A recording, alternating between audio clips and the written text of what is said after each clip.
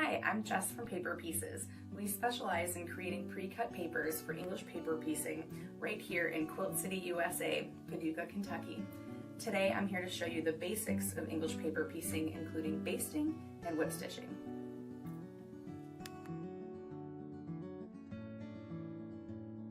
To baste your hexagon to your fabric, all you're going to do is place your hexagon center on your piece of fabric and fold over the seam allowance.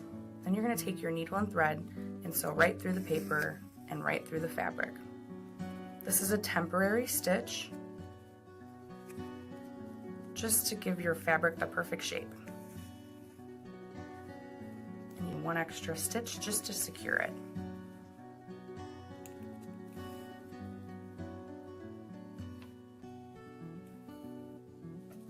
And then I have a basted hexagon.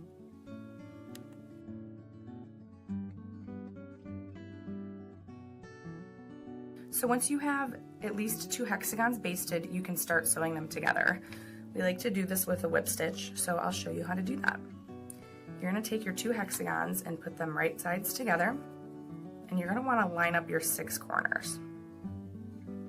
Next, you're going to want to tie a knot in one corner and do your whip stitch down the one side of the hexagon. So I like to put my needle and thread up through the seam allowance, just like that, and come out at the corner, and then hit the second hexagon through that corner and just loop your thread into a knot. That's just going to be at that first corner there.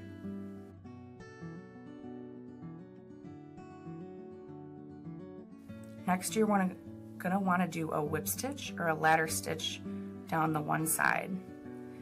So when you put your needle through your fabric, you're going to catch a few threads from each hexagon. But you're going to want to skip the paper. You don't want to sew through the paper here.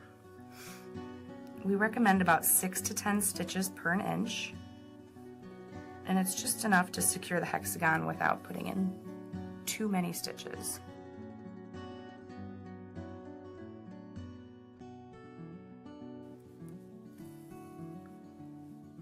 When you put your needle through each hexagon, you can feel the paper and use it as a guide.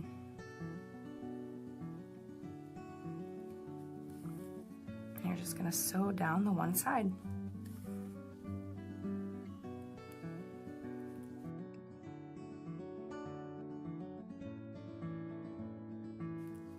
When you get to the other end, it's always helpful to put a knot there too, just to secure your points and have perfect, crisp corners.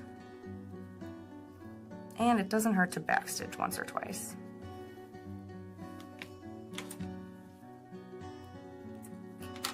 So now I have 2 hexagons sewn together, side by side.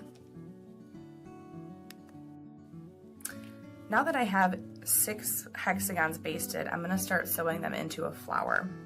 So to do this, I'll just keep whip stitching these pieces together and joining all their sides. But I like to leave one side open so that when I add my centerpiece, I can do that using one long whip stitch and then come out and finish my hexagon. Now that I have my finished flower whip stitched together, my centerpiece has a perfect formation, so it no longer needs the paper piece. So what I can do is start pulling the basting thread out. I like to use tweezers or my needle to do this, and you simply just tug on those and then grab that knot, and you can just pop the paper right out the back. Oops. So I made this hexagon flower using one of our free sample packs, which includes instructions on how to assemble it, but it also comes with 7 pieces of fabric and 7 hexagons so that you can try it yourself. And